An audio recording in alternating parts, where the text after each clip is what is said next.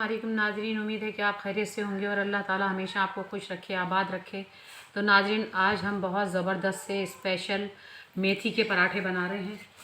तो नाजरीन, ये 1 पाव से 1.5 पाव मेथी है, क्योंकि आपको पता है कचरा कितना निकल जाता है। इसको मैं थोड़ा सा और बारीक कर लूँगी, मतलब काट लूँगी। और इसमें जो है मैंने ये देखें नमक डाला है हस्बे ज़रूरत, और ये अजवाइन है जो इसमें नज़र आ रही है छोटे छोटे, और ये 1 चमचा जो है 1 टेबल स्पून जो है ना घी है, और ये 4 पराठों का आटा है। ठीक है, ये हिसाब बता रही हूँ मैं कि ये अगर 4 पराठे बनाने तो उसके लिए कम से कम जो है ना एक जो है 1 पाव मेथी लाजमी है। अच्छा, अब मैंने सोचा कि मेथी के पराठे तो सभी बनाते हैं, तो क्यों ना मैं इनको स्पेशल कर दूँ। तो ये एक आलू लिया है जिसको मैं जो है कद्दूकश करूँगी, और ये मीडियम साइज़ की प्याज हो गई, क्योंकि ये छोटा पीस है, तो ये मीडियम साइज़ की प्याज हो गई, ये जायज़। और बाकी मसाले, ये पिसा हुआ गरम मसाला है 1/2 टीस्पून, ये 1 टीस्पून है भर के कुटी हुई मिर्चें, ठीक है। और ये है साबुत धनिया जिसको मैंने ऐसा दरदरा कर लिया है, और ये 1 टीस्पून जो है लहसुन है, खाली लहसुन। और अच्छा, इसके अंदर ये है ना, ये 2 हरी मिर्चें हैं जो इसको भी मैं बारीक बारीक बिल्कुल काट के डालूँगी। अच्छा, अब हम जो है इसको कद्दूकश करते हैं। देखें, आपके पास जैसा भी कद्दूकश है आप उससे कर लीजिएगा, लेकिन इतने सुराखों वाला हो, ज़्यादा बड़े सुराख ना हो। तो इससे जो है ना ये आटे में मिलने के बाद ये जो है रोटी जो उसका पराठा है वो फटेगा नहीं, ठीक है ना। ये देखें कितना बारीक बारीक सा जो है ना, ये बिल्कुल जैसे अदरक काटते हैं ना बारीक बारीक, तो इस तरीके से इससे मैं ये सब कद्दूकश कर लूँगी। और इसी तरीके से देखें मैं प्याज को करूँगी, तो प्याज भी जो है बड़ी फर्स्ट क्लास सी इसमें कद्दूकश हो जाती है। और ये सब जो है ना, देखें अब ये प्याज में पानी होता है, तो जैसे कबाब वगैरह हम बनाते हैं तो उसमें तो पानी की ज़रूरत नहीं होती, तो इसको आप निचोड़ सकते हैं, ठीक है। लेकिन इसमें हमें निचोड़ने की ज़रूरत नहीं है, क्योंकि ये जो है पानी जो है अभी हमने आटे में नहीं डाला है, तो ये उसके अंदर ही अच्छे तरीके से मिक्स हो जाएगा। आटा जो है ना इसको अच्छे से जस्ट कर लेगा अपने अंदर। तो हम ये कद्दूकश करके फिर आपको बताते हैं, ठीक है। तो नाजरीन देखिए, ये मैंने जो है आलू भी कद्दूकश कर लिया, प्याज भी कर ली, ठीक है। अब मैं इसके अंदर मेथी बारीक बारीक करके काट रही हूँ, तो ज़रा बड़ी बड़ी थी, तो इसी तरीके से आप भी काटिएगा, सही है। और नाजरीन ये देखें, मेरी कैट्स इंतज़ार कर रही हैं कि मेथी के पराठे बने तो हम भी जो है ना इंसाफ करें इनके साथ। ये भी खाने के लिए तैयार बैठी हुई हैं, बस इन बेचारियों को, मासूमों को क्या पता कि ये इनके मतलब की चीज़ नहीं है। ये तो जब भी मैं डिश बनाती हूँ कोई, और ये इसी तरीके से मेरे करीब आके बैठ जाती हैं और देखती रहती हैं मुझे काम करता हुआ, जैसे कि इनको सीखना है ना। कितनी मासूम और सीधे होते हैं ये जानवर भी बेचारे, किसी को अपनी ज़ात से कोई तकलीफ़ और कोई दुख नहीं देते। बस अगर दुख होता है ना हमें, तो जब दुख होता है इनकी तरफ से कि जब इनको कुछ हो जाता है या ये मर जाते हैं, तो फिर तो बहुत ही तकलीफ़ होती है हमको, बहुत ज़हनी तकलीफ़ होती है। क्योंकि अभी कुछ अर्से पहले मेरा एक बिल्ला भी मारा था, जो मैंने अडॉप्शन पे लिया था, बहुत प्यारा था बेचारा, मासूम सा बबलू, उसका नाम मैंने बबलू रखा था, वैसे उसका नाम बॉब था। सिर्फ मेरे पास 1 महीने रहा वो, और मुझसे इतना अटैच हो गया था कि ज़रा सी मेरी आवाज़ सुनता था, चाहे वो बेखबर सो रहा होता था, लेकिन वो भागता हुआ आ जाता था, फ़ौरन ही उठ के मेरे पास आता था कि भाई मतलब क्या मसला हो गया जो आप इतना चीख रही हो। तो ज़रा सी भी आवाज़ होती थी, और फ़जर की नमाज़ जब मैं पढ़ने बैठती थी, मतलब खड़ी होती थी नमाज़ पढ़ने के लिए फ़जर की, तो वो मेरी जानमाज़ पे आके बैठ जाता था। अब जब भी मैं नमाज़ पढ़ती हूँ ना, उसकी याद मुझे बहुत आती है कि उसकी जो है ना एक एक बात मुझे याद आती है कि वो किस तरीके से मेरी जानमाज़ छोड़ता ही नहीं था भाई। फ़जर में तो लाजमी वो आके मेरी जानमाज़ पे मौजूद होता था, और प्यार इतना करवाता था, हटता ही नहीं था कि बस मुझसे ना प्यार करते रहो, मेरे पे हाथ फेरते रहो आप। तो ये मासूम जानवर होते हैं, तो आप भी जो है ना कभी भी कहीं भी अगर ज़रूरत पड़े ना कि किसी को आपकी हेल्प की ज़रूरत है, तो जानवर जानवर तो बोल नहीं सकता ना, इंसान तो कहता है भाई मुझे मदद की ज़रूरत है, मुझे भूख लग रही है, तो ये तो बेचारे नहीं बोल सकते कि हमें भूख लग रही है। तो वैसे तो उम्मीद करती हूँ कि आप ज़रूर मदद करते होंगे इन बेज़ुबानों की। तो नाज़रीन इस तरीके से मैं ये सारी काट लूँगी, और इसके बाद मैं आटा बताती हूँ कि क्या करना है इसका। तो नाज़रीन इस घी को और ये सारी इसको पहले हम अच्छी तरीके से मसलेंगे, ताकि ये घी जो है इसमें अच्छे तरीके से शामिल हो जाए। बिल्कुल यकजां कर देंगे इसको हम, पता ही नहीं चलेगा कि इसके अंदर घी मिलाया था। और ये फ़ाइन आटा है नाज़रीन, ये चक्की वाला आटा नहीं है। आप देख रहे होंगे कि ऐसा लग रहा है मैदे की तरह, पर ये मैदा भी नहीं है, ये फ़ाइन आटा है।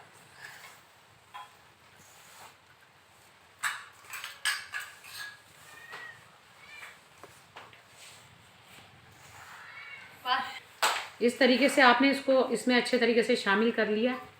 अब इसके अंदर डालेंगे हम तमाम इसके मसाले। ठीक है, इसको भी अच्छे तरीके से हम मिक्स कर देंगे, क्योंकि जब हम मेथी डालेंगे ना इसमें, तो फिर ये मसाले सही से शामिल नहीं होंगे। तो आप भी इसी तरह कीजिएगा। अगर हमने मेथी पहले डाल दी ना, तो ये एक ही जगह पर आपको मसाला मिलेगा तो इतना बस जायका लगेगा। तो इसलिए पहले ये वाले मसाले डलेंगे, उसके बाद वो हरा मसाला है, मतलब वो हरी मेथी है, आलू है, प्याज है और हरी मिर्च है। ठीक है, वो आखिर में जाएगा। तो ये इसके अंदर हमने देखें अच्छे तरीके से शामिल कर दिया। तो अब हम इसमें क्या करेंगे कि ये मेथी, आलू, प्याज और हरी मिर्चें ये शामिल हो जाएंगी इसमें। फिर इसको अच्छे तरीके से हम मिक्स करते हैं। बिल्कुल इसी तरीके से करना है नाज़रीन। अपने पास से कोई भी वो नहीं कीजिएगा कि नहीं इस तरह नहीं इस तरह कर लें, क्योंकि जिस तरीके से रेसिपी बताई जाती है, तरीका बताया जाता है, बिल्कुल उसी तरह करना चाहिए। ये देखें, अब मैंने ये शामिल बिल्कुल करना है सारे आटे में। ठीक है ना, वरना ऐसा होगा कि कहीं होगा और कहीं नहीं होगा, यानी ये मेथी वगैरह सारे मसाले, तो वो अच्छा नहीं लगता।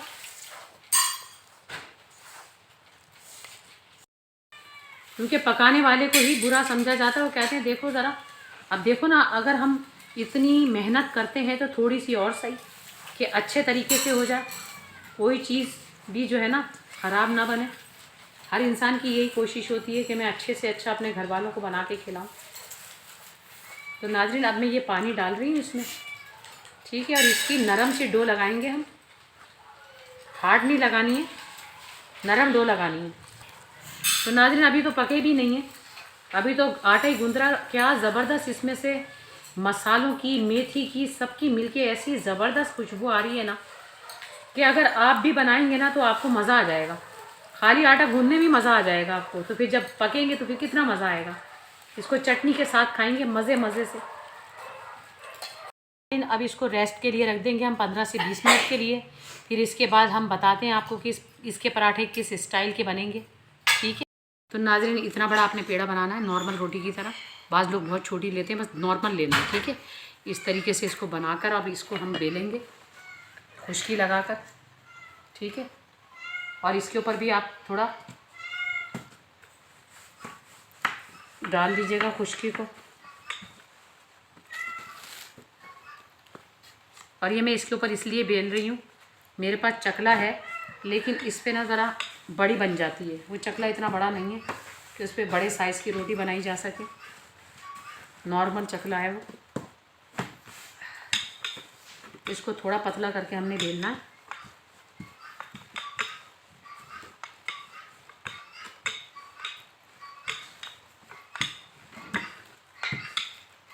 तो नाज़रीन, अब इसको हम कट करेंगे, आधा आधा कट कर लेंगे इसको।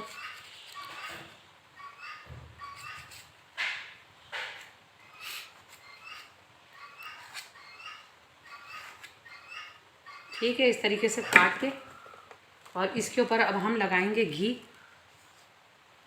अगर आपके पास देसी घी है तो देसी घी लगा लें, तो मज़े ही आ जाएगा। ठीक है ना, मक्खन लगाना चाहे मक्खन लगा लें, ऑयल लगाना चाहे ऑयल लगा लें, जो दिल चाहे आप लगा सकते हैं इनमें से, ये आपके ऊपर है। तो इसमें घी लगाकर हम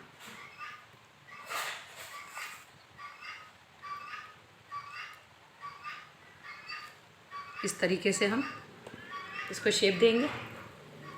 ठीक है, चौकोर गोल तो बहुत खाते रहते हैं, तो हमने सोचा एक नई लुक देते हैं मेथी के पराठों को। तो आप इस तरीके से लगाएं। ठीक है नाज़रीन, इसी तरीके से बनाएं सारे। ये मैंने बना के रख रही हूँ ताकि आसानी से आप भी इसी तरह करें कि बहुत सारे इसी तरीके से बेल लें और बना के रख लें और बस फटाफट फ्राई करके और घर वालों को खिलाएं। घर वाले भी खुश और आप भी खुश। और ये चीज़ें खाने का तो मज़ा नाज़रीन सर्दियों के अंदर ही आता है ना। तरह तरह की चीज़ें बना के जब इंसान खाता है, गर्मी में तो किसी की हिम्मत भी नहीं होती कि चूल्हे के बाद भड़क जाए। बस दिल ये चाहता है कि भाई बैठे बैठे मिल जाए, और वो तो मिलेगा नहीं भाई।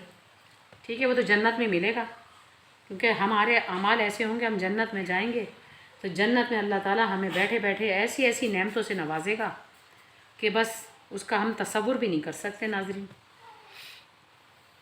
तो ये है कि यहाँ पे दुनिया में रहना है तो मुशक्क़त तो करनी पड़ेगी भाई, और मुशक्क़त के साथ साथ अपनी आखिरत की फ़िक्र भी करनी पड़ेगी। आखिरत के लिए भी हमें जमा करना पड़ेगा, क्योंकि वहाँ पर तो कोई साथ नहीं देगा, ना माँ ना बाप ना बहन ना भाई, है ना। अपने अमाल ही होंगे। अगर हमारे अमाल अच्छे होंगे तो क़ब्र भी आसान हो जाएगी, क़ब्र की मंजिल आसान हो गई तो आखिरत की मंजिल भी आसान है। तो इसलिए पाबंदी के साथ नमाज़ पढ़ें, इस्तग़फ़ार की कसरत करें, दुरूद शरीफ भी कसरत से पढ़ें।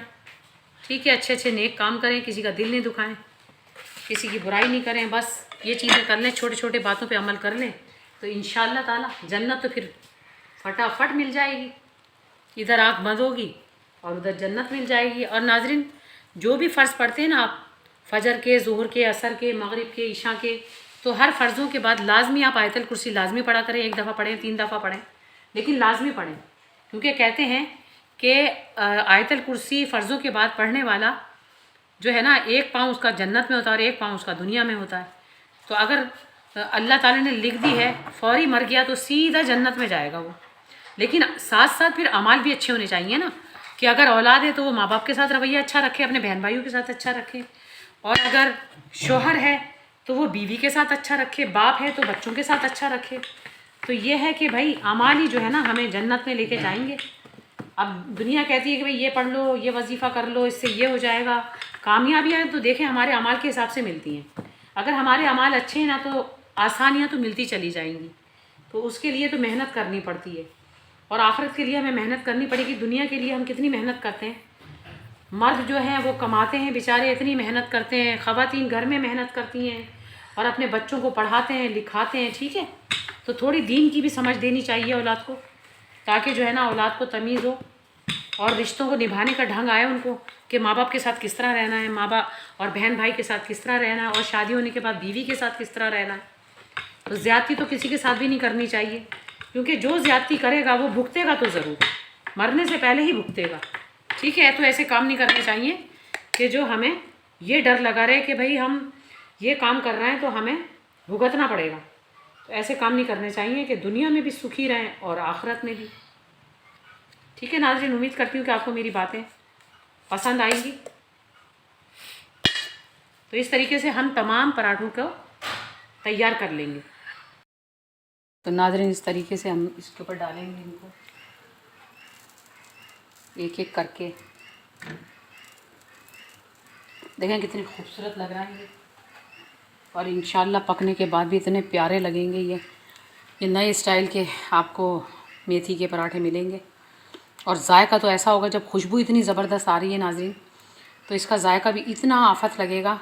मैं अपनी चीज़ की तारीफ़ नहीं कर रही, लेकिन बता रही हूँ कि जो मसाले इसमें डले हैं ना, इतने ज़बरदस्त हैं कि बस जो भी खाएगा उंगलियां चाटता रह जाएगा।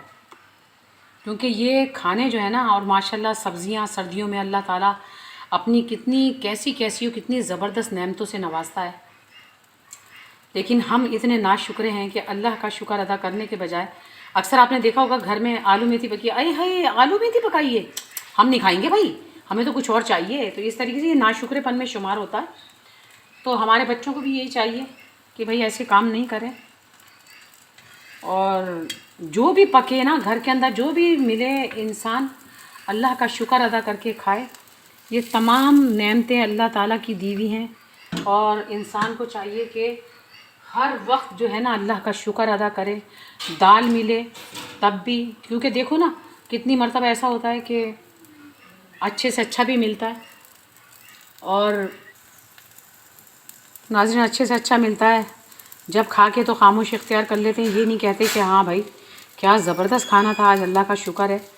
लेकिन जब वो होता है ना, ज़रा सा में हो गई, दाल हो गई या कुछ ऐसी सब्ज़ी हो गई तो नहीं पसंद होती, तो फिर वो कहते हैं कि भाई मीम में निकालते हैं ना, नुक्स निकालना शुरू हो जाते हैं। तो ऐसा नहीं करना चाहिए किसी को।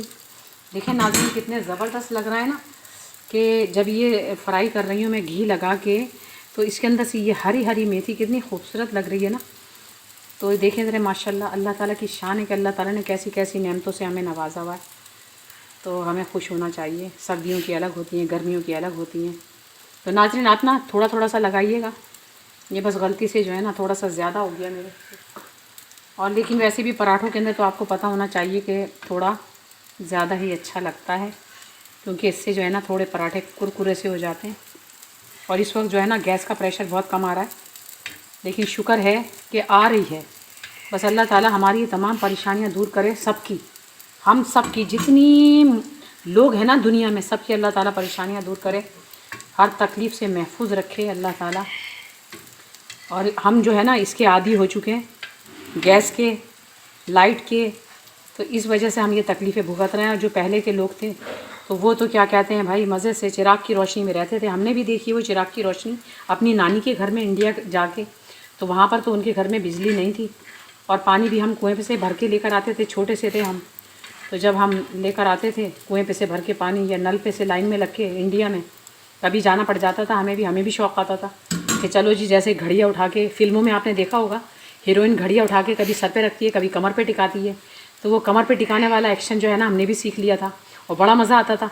उसमें पानी हिलता था तो हम भी आगे पीछे होते थे बड़ा वक्त अच्छा था वो, कि हम इंडिया जाते थे और इस तरह के हमारे काम होते थे।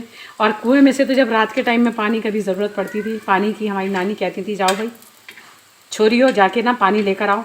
तो हम कहते थे अल्लाह इतनी रात में पानी लेकर आए, ईशा के बाद कोई 10 बजे का टाइम होता था। और जिस वक्त हम कुएँ में बाल्टी डालते थे, और जब उसमें ज़रा सा पानी भरता था और जब हम उसको खींचते थे, हम सोचते थे ले भैया आज तो कोई भूत बैठ के आ जाएगा इसके अंदर। और डरते डरते हम बाल्टी के अंदर झांकते थे, तो शुक्र है वो भूत तो कोई नहीं होता था, बस ज़रा सा पानी होता था जो हिलता था, तो हम समझते थे कि शायद इसमें कोई भूत बैठ गया। तो नाज़रीन बड़ा बचपन जो है ना बड़ा ज़बरदस्त होता है। और बड़े हो गए तो इंसान बहुत सारी टेंशन और फ़िक्रों में ही हो जाता है। और आजकल की जो अब नस्ल, आने वाली नस्ल है, वो तो बेचारी, और भी पता नहीं कौन सा दौर होगा, कैसा होगा। अल्लाह ताला बस सबकी परेशानियां दूर करे। और इतनी बातों के अंदर देखें मेरे पराठे भी अच्छे से सीख चुके हैं नाजरीन, तो हम आपको डिश आउट करके दिखा। तो नाजरीन ये हमने बना के तैयार कर लिए हैं, और क्या गज़ब की खुशबू आ रही है, बस मुझसे कंट्रोल नहीं हुआ तो मैंने तो खाना शुरू कर दिया। और ये रूखा ही मैं खा रही हूँ, क्या मज़े का लग रहा है ये ले। आप भी जो है ना एक निवाला खाकर देखें, बहुत मज़े का है, ज़बरदस्त। और ये आलू मेथी बनाई थी मैंने, तो मेरे जहन में आया चलो अपने प्यारे प्यारे नाजरीन के लिए मैं आलू मेथी के, मतलब मेथी के पराठे बनाऊं। तो ये मैंने ज़िंदगी में कभी भी नहीं बनाए, बस एक दो दफ़ा मैंने खाए ज़रूर थे, वो भी कराची आकर। लाहौर में तो ना कभी मैंने सुना और ना मैंने कभी खाया।